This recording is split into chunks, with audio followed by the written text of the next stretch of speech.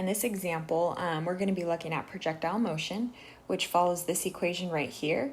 And in these two scenarios, we're going to try to pull out what each number represents in the equation, and also look at the picture that's provided and write some information about that picture.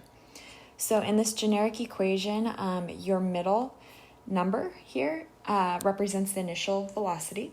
So v sub 0 is your initial velocity. And then the back number represents the initial height. T is time and h is height. So taking a look at this first scenario, we're given the equation that represents the height in feet of a person launched by a catapult into a lake, where t is the time in seconds. So if I look at the equation, we have to pull out what the 50 represents. So the 50 is your middle term, the coefficient of the middle term, and that is always your initial velocity, right? So 50 is the initial velocity. So what does the 20 represent? The back number represents your initial height.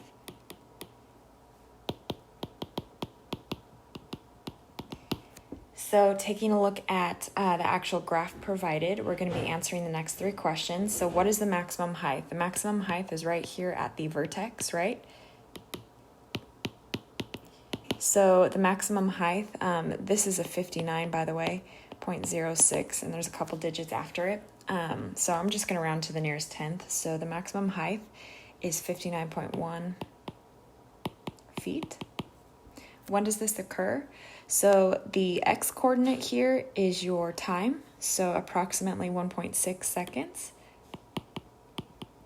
And then when does it hit the ground? It hits, the person hits the ground right here in 3.484 seconds. So again, we're going to round that to the nearest tenth, so that would be 3.5 seconds.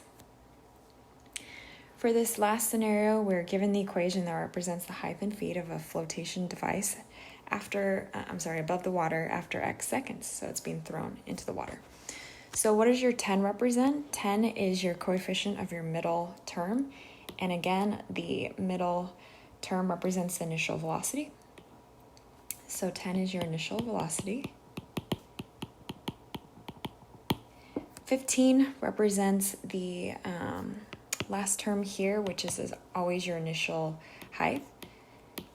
So 15 is your initial height. And then the maximum height. So if we look at this picture, the maximum height here is right at the vertex. So this is 16.6 feet. When does this occur?